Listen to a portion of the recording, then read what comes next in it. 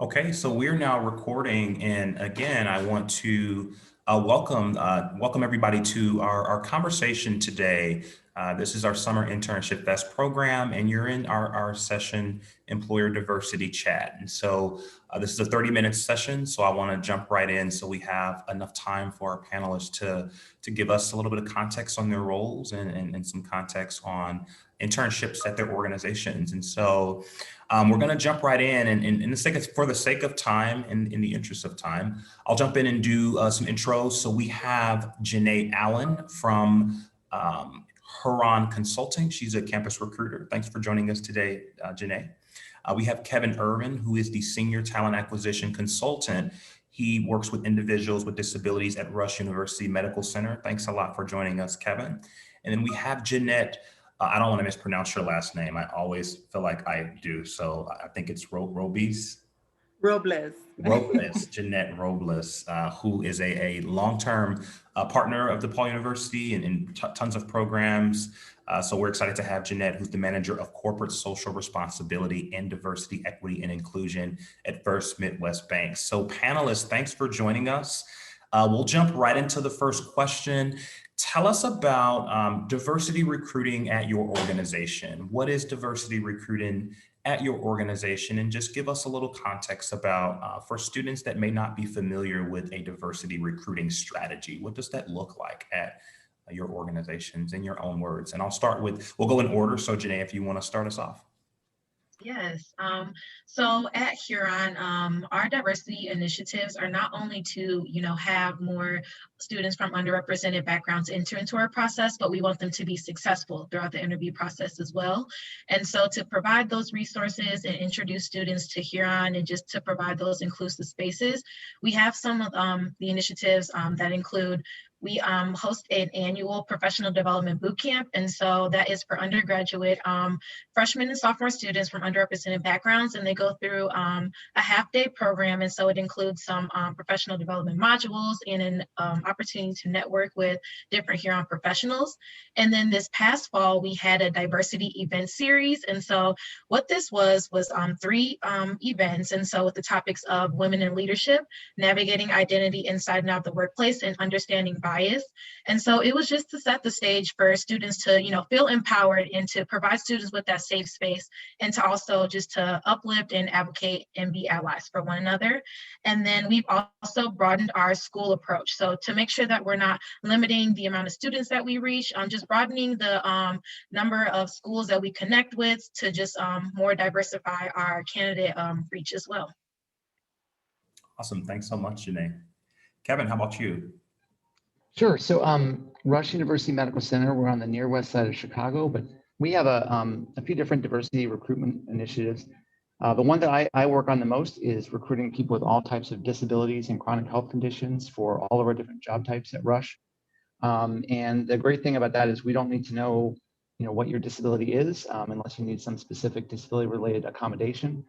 We just need to know that, that includes me, and that's all I need. And then we provide extra support when you apply, make sure that your application gets really careful review. And then we also have initiatives to recruit veterans for all of our jobs at Rush. And then one of the things that Rush is really committed to is our anchor mission, which is basically a system-wide movement to decrease health inequities between people living on the west side communities that we serve and people in other more affluent areas of Chicago. And we do that through a number of different means, but including sourcing and contracting. But hiring is a big part of that initiative. So we recruit people from a number of different neighborhoods in the west side and near west side, including Austin, East Garfield Park, Humboldt Park, Little Village, Logan Square, North Lawndale, West Garfield Park, et cetera. There's a long list of neighborhoods. So those are hiring folks in those areas is a priority for us, and also making sure that they stay at Rush. So we want to make sure when we bring people on board that they stay and grow in their careers. Then the last thing is it's not exactly as much of a recruitment goal that we have, but we are aligned with the Hire Trans Now initiative through the Chicago Therapy Collective to support transgender and gender nonconforming candidates who are applying for jobs at Rush as well. That's great, Kevin. Excellent. Thanks for that. Jeanette. Hi, thanks so much again for having me. So at First Midwest, diversity recruiting, we don't have a specific program that's called diversity recruitment, at least not yet. Our diversity initiatives and strategy are fairly new to First Midwest. However, through the work that we've been doing with our diversity, equity, and inclusion unit, or our team of two, we've been working with talent acquisition to really broaden, similar to Janae, broaden the schools that we're going to. We're partnered up actually with DePaul and the Keeley Center. We have a specific initiative for internships in our LEAD program, where we want to make sure that students coming in through those programs actually have a diverse background. We're not limited necessarily, but we definitely have some goals that we want to reach. We have actually a meeting on a monthly basis to make sure that we're kind of working towards those goals and hitting those goals.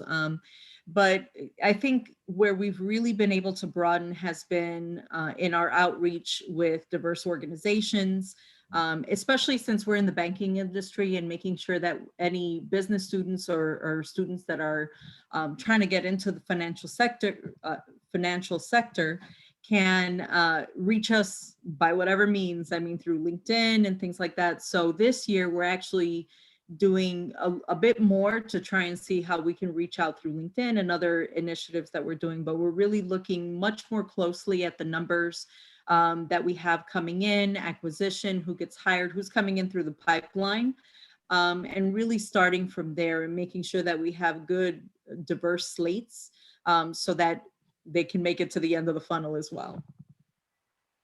That's excellent, Jeanette. Thanks a lot for that. And again, excellent intros about your diversity recruitment initiatives and strategies. And one thing that tends to pop up often is employee resource groups, and how these groups support the organization's diversity recruitment goals and initiatives. I know, Kevin, at Rush, there's several employee resource groups, and particularly I know in the disability space. So would you mind, Kevin, talking about employee resource groups at Rush, and then we'll have Janae and Jeanette jump in and add as well. Sure. So we've got a number of different employee resource groups at Rush. I'm just looking at my list to make sure I don't miss any of them. We have a Women's Leadership Council. We have a West Side Anchor Mission Employee Council, which is for employees that come from the West Side communities, as I mentioned, as part of our Anchor Mission recruitment. We have a Veterans Employee Resource Group, the LGBTQ plus Employee Resource Group, and then our Disabilities Employee Resource Group, which I helped found and I facilitate, which has been in existence for about 2 years.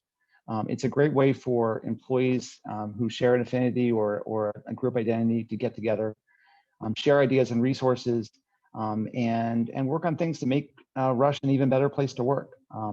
And a great example of it is like the LGBTQ plus employee resource group. They pushed Rush to develop and distribute pronoun pins that have the Rush logo and then a number of different pronoun options, so people can show their pronouns when they're walking around working at Rush. In our Disabilities Employee Resource Group, early on, after we started, some of our employees who had hearing loss wanted there to be more awareness around Rush about how to make meetings and events more inclusive. And so we had a kind of a lunch and learn presentation where we brought in an outside expert who talked about how you can make events more accessible and inclusive. And then recently we had an invisible disabilities panel presentation where Rush employees with different invisible disabilities talked about their experiences working at Rush. And one thing I forgot to mention in my intro is that I have invisible disabilities. I'm born with a bleeding disorder called hemophilia, and I've lived with HIV for over 40 years. I'm an older guy. But that's really, at Rush, we want to make sure that everyone who comes there can feel comfortable being themselves, bringing their whole self into the workplace. And employee resource groups are a critical part of not just saying this is important to us, but showing this is how we can do it and helping people connect. That's great, Kevin. Excellent. And I love the point about like not just saying it. There's efforts and there's actual practical initiatives to support. Actionable steps are being taken is what I really love to hear. Janae or Jeanette, would either of you like to add employee resource groups at your organizations? Yeah, I can add. So with one of our values being inclusion, we do have 10 employee resource groups that we refer to as our iMatter teams. And so some of those include our African American iMatter team, Latinx, women's, Pride, disability advocates, and then also global awareness. And so the unique thing about our iMatter teams is that they were all grassroots efforts from internal employees. And so what it would look like is a group of employees will go to our diversity council and say, hey, we would like to form a group within this community. And then, it would grow from there. And so another great thing about it is that you don't have to align with a specific community to join the iMatter team. And so what it is just creating a space for you to share different ideas and to network with one another and to provide support. And then, a way that our iMatter teams do provide support to business and goals is each of the iMatter teams do efforts related to recruitment, development, and community. So how to retain and recruit different people in different communities, and also providing different professional development opportunities. And then lastly, just providing those opportunities to be socially responsible and give back to the community as well. Fantastic. So I just want to take a quick 15 seconds. First Midwest doesn't currently have ERGs, but it's kind of in the works. Like I said, we're kind of early in the journey when it comes to DEI, diversity, equity, and inclusion. I don't want to use too many acronyms, but just a quick note as we're talking about ERGs or employee resource groups, is that students should really understand the significance and the importance of joining an ERG once they join an organization. It should, if your company has one, it should be one of the first places you seek out. It does a few things for you. One, it allows you an immediate affinity group, people that you can kind of talk to and get to know, receives an immediate buddy system to kind of give you the lay of the land and get to know some people, an immediate network that you can get into. And it doesn't have to represent your affinity group. But it also does a few things. It allows for some leadership development. If you're able to take a leadership role within the ERG, it allows for mentorship from others that might have been there for a while. And it also gives you an opportunity to have a voice within your organization. ERGs can be really significant and powerful voices within an organization, and it allows you to be able to just kind of say, this is great, this is not great, this is what we need to do, and this is how I want to be represented. So. Excellent addition there, Jeanette. And I love what you said about just, that's one of the first places you'd want to start as kind of an underrepresented talent coming into an organization. And there's a lot of value in joining those ERG groups. And that really leads to our next question. Just what are some of the challenges that you all see underrepresented students coming into your organization face?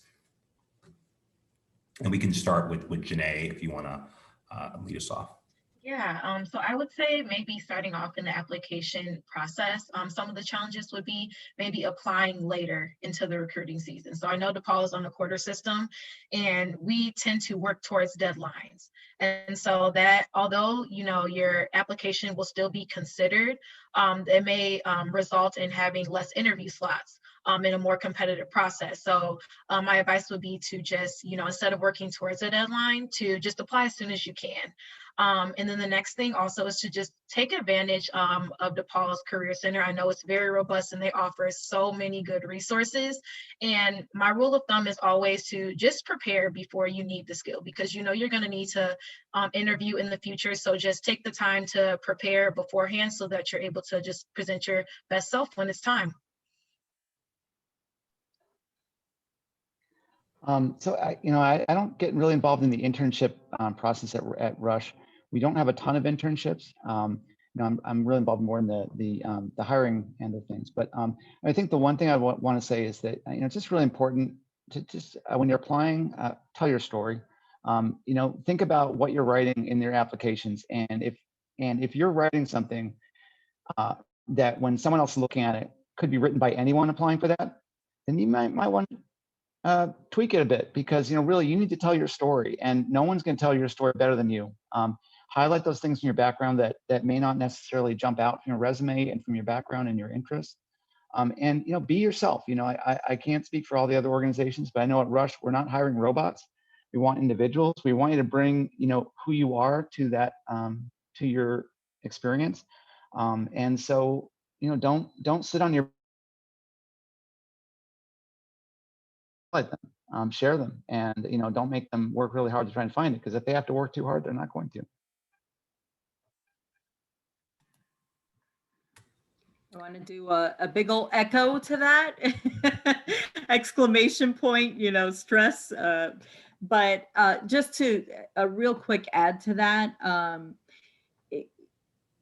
really getting the confidence in your story and allowing yourself to believe that your experiences are your own and they're just as valuable as anyone else's. And what I mean by that is that oftentimes, in a prior life, I did the hiring for internships, and I would have students come in and didn't necessarily feel like their story applied to the job, or that they had to have the same type of work experience that others coming in might have had prior internships and other things. And that's not always the case. The winning person, or the person that usually got hired, was the one that showed the most passion, that did the most research within the organization that they were going to. Oftentimes it was just impressive to see a student come in and do more research than just the front page of an organization, to dig a little deeper, to know a little bit more, to find out the names of those that were in certain positions within an organization.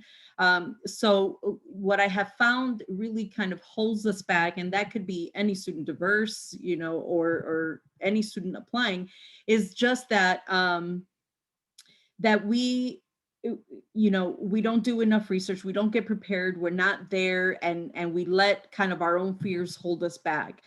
Practice. Use your centers to be your career centers to allow you to do that, and take the advice that's given to you. That would be what's going to make you the winning candidate.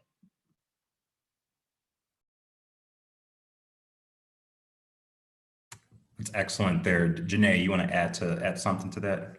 Yes, definitely. I just wanted to share a couple of tips of when I was like searching for internships, and just knowing how to advocate for yourself and speak up for the things that you're interested in. And also, as Jeanette was saying, not letting fear, just like kind of stop you in your tracks, because we all do it. And just, even if you're scared to go for that opportunity, do it anyway. It's presented to you, for a reason. And also just really honing in on taking advantage of internships, because it's so important to, learn what you like and what you don't like. I personally, took advantage of an internship where I had already changed my major, but that internship really solidified that I was making the right decision to go into a different interest of mine. And so just wanted to hone in on that as well. Such a great addition, Janae, and such an excellent point, and particularly just the confidence in your story. I love that. I really love that, because I think quite a bit of students, particularly underrepresented students, there's this imposter syndrome that tends to be extremely, it tends to hold students back from their full potential. And so I really appreciate that perspective. Kevin, did you want to add something? I saw you. I did. Yeah, I did. I think the whole issue, like really owning your story, is so important, especially for people with disabilities. Most of us have invisible disabilities, Yeah. and if you don't have to share information about your disability, a lot of people think, well, why would I? But I personally think that having a disability, you learn a lot of things that I think are strengths that can be appealing to an employer. You learn how to adapt. You learn how to a lot of people, they figure out what they need to be successful, often through trial and error.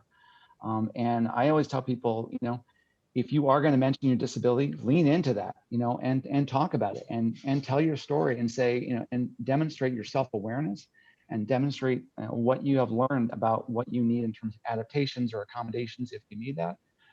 But just, when you're telling your story, I mean, you be the hero of your story, you're the protagonist, and you want to instill confidence in an employer in a way that when they're hearing you talk about your story, they're seeing you in a confident way, and they're seeing that confidence come from you. And it going back to what Jeanette says, it really comes down to practice.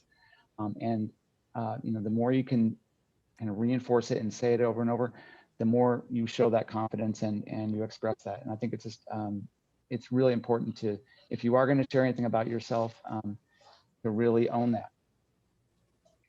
That's great. These are such excellent perspectives from each of our panelists. And I want to ask one final question, just from your perspective. What does a successful intern or a potential job applicant at your organization look like? What does that successful candidate look like in your opinion?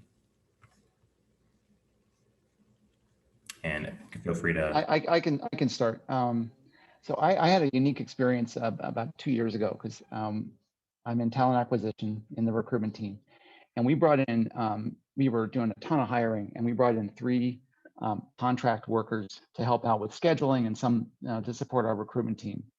And these 3 workers all came in the same time, exact same opportunity, and their desks were actually right next to mine. So I could actually listen in, get to know them. And so of the 3, one of them, did kind of the bare minimum, if that. They did their job, and then they would take phone calls, and they do a little texting, and they, when there wasn't anything, sometimes the work kind of would wax and wane, and so they kind of go, step out and go chat with other people, and they put not sometimes the bare minimum, and sometimes maybe even a little less than that. And then another one was did a good job, friendly, nice, and did a really solid job, and they, people like this person, and that went well. And then the third person that came in, they did their job. When they ran out of stuff to do, they asked for, was there anything else they could help with? Before they were calling people to schedule appointments, they were looking up how to pronounce their name if they weren't sure how to pronounce it. They went above and beyond, and made it clear that they were all in, and just asked what else they could do and how else they could help, and were super engaged. And that third person now works for us as a recruiter, and has been working at Rush for over 1.5 years. They all had the exact same opportunity, and it was stunning to me just to watch the 3 of them side by side and see 3 different examples of how you can treat an opportunity. Because whatever it is, you're volunteering, if you go in as an intern, you got to think about that like an extended job interview, and that this is your chance, this is your audition, and what are you going to do with that? And do you want something to come from that more long term? If you do, go all in and ask those extra questions, and ask what else you can do, and learn more, and and that may lead to something more permanent. Yes. So when interns are in the interview process, some of the things that we look for are some of those students that are involved with different activities and leadership experience, and then also showing those softer skills. So communication skills and critical thinking, and that also goes into when you're actually in the role as an intern. And so I want you to, be adaptable, and also being open to learning. This is a learning opportunity. So just taking advantage to, lean in and to, learn all you can. And then, you get on the job training. So we're not asking you to come in and know all the technical skills. So we just want to, the most important thing is to be open, to learning those things. And then something neat about our internship program is that we assign each intern a coach. And so they're there to help navigate them through the internship program, so that they're able to, obtain the goals that the intern sets at the beginning of the program, just to make sure that they're getting the most out of their time. Yeah, again, echo both Janae and Kevin's comments there. Just to really, both reiterate and just hopefully summarize, being flexible, showing that flexibility. And if you're going through the interview process, have examples of that, of how you've been flexible and you've been able to adapt and change. One thing is to say, I'm adaptable. Another one is to give an example or a couple of examples of how you've done that in the past, how you've been able to pivot you know, from one assignment that you were given to some at the last minute it being completely changed and being able to go with the flow and go with that. Another one is being coachable. You can be the smartest person on the planet, but if you are not coachable, you are not someone that now my organization and many organizations that I know will want to work with. You know, and it doesn't matter how old you are, how much experience you have, or any of the above. Your professionalism, I think Kevin really made that point well. Just do everything with excellence. It really shows through. And whether or not you even think that it's possible to get a job through your internship or a permanent position, the people that you're working for have a network, and often a vast network, and can recommend you and can make a phone call. If they don't make a phone call for you, or don't want to make a phone call, or receive a call from a friend that says, hey, I see that so-and-so worked for your company, you know anything about him or her? You know, it goes a long way.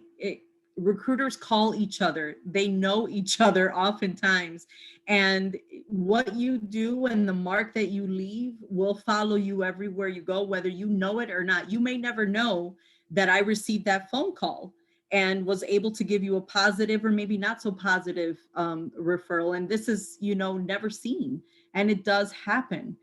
You want to make sure that you leave positive words in the mouths of everyone that you meet. And that's the biggest piece of advice that I can give. That was so fantastic, Jeanette. Excellent. And I know, Janae, you wanted to add something to that as well. Yes, I wanted to add on the point that Jeanette said about being coachable and also being open to receiving feedback and asking for feedback. I know it can be very uncomfortable. It was very uncomfortable for me because at Huron, they're very big on, you know, just open to receiving and giving feedback. So I just think it's important to just get comfortable with that and know that it's only going to help you in the long run as well. Well, fantastic. We're right on time, which is excellent. So thank you all for just this valuable feedback, valuable information. This was excellent. Students on the line, we appreciate you joining us. All of the panelists, again, you all are open to students contacting you.